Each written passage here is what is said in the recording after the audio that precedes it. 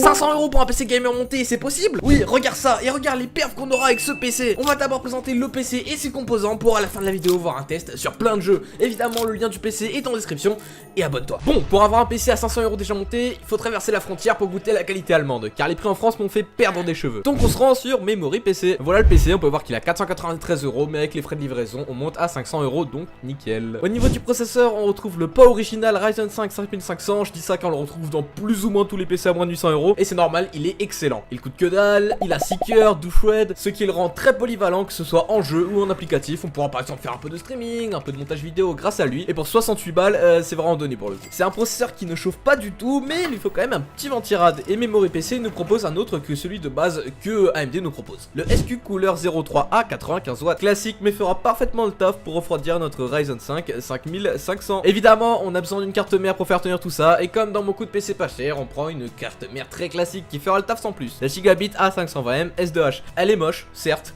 mais qui es-tu pour juger? Non, en vrai elle a rien de particulier, mais elle fera le taf, elle accueillera nos composants sans broncher, et en plus elle sera assez évolutive vu qu'on peut mettre à jour le BIOS pour pourquoi pas plus tard changer de processeur si l'envie nous prend. Ah oui, et si vous voulez le Wi-Fi déjà intégré, je vous conseille cette clé Wi-Fi là pour 15 balles sur Amazon, elle est parfaite et bien moins chère que les cartes mères avec le Wi-Fi de base proposé par Memory PC. Non mais sérieux, c'est quoi ça bordel? On en parlait justement au niveau de la RAM, on part sur du très classique 16 Go de RAM en DDR4 de chez G-Skill. On a quand même de la vraie marque cadencée à 3200 MHz, elles feront parfaitement le taf, et vu qu'elles sont deux en plus, on pourra profiter du dual channel pour avoir bien plus de performance. J'ai répété 2 fois plus. Pour le stockage réel cette fois-ci, ça m'a un peu étonné, mais on a 500 Go en 1.2 SSD de chez Western Digital. Ça m'a un peu étonné car pour un PC à moins de 500 €, on a vraiment de très bonnes fréquences, ce qui fait que le PC s'allumera extrêmement rapidement.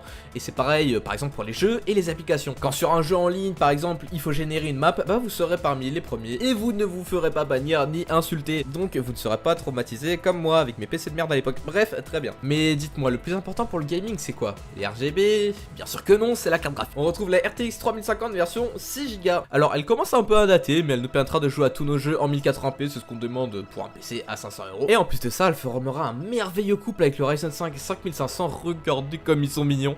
Ça me rappelle que j'ai pas de meuf. Non, plus sérieusement, pour un PC à 500 €, elle sera très bien. De toute façon, on verra ça après en jeu. Mais dans tous les cas, elle nous fera tourner tous nos jeux, même les plus récents, genre Battlefield 6. De toute façon, on verra ça après la bêta évidemment, vu qu'à l'heure actuelle, le jeu n'est pas encore sorti. Au niveau du boîtier, on a le Yonrak 02X RGB noir avec une fenêtre en verre. Alors, il est pas mal, il chauffe pas. Donc, bah pour un boîtier, c'est nickel. Alors, personnellement, je le trouve beau, mais vous savez que les goûts et les couleurs, bah ça se contrôle pas. Donc, je vous encourage à vous faire plaisir et choisir le boîtier que vous voulez dans la liste de Memory PC. Ils sont évidemment tous compatibles. Si vous pouvez les choisir, ça veut dire qu'ils sont compatibles. C'est d'ailleurs pareil pour tous les composants présents dans la liste. Par exemple, si vous voulez une carte mère avec des RGB ou je ne sais quoi. Et enfin, pour terminer avec les composants, l'alimentation qui sert à allumer le PC, vous voyez. On a la SQ White Silent 600 watts 80+. 600 watts, c'est vraiment bien pour notre PC un peu évolutif. Si on veut rajouter une carte graphique, des RGB à l'avenir, pourquoi pas, bah on pourra. Sinon, c'est une alimentation robuste qui chauffe pas trop.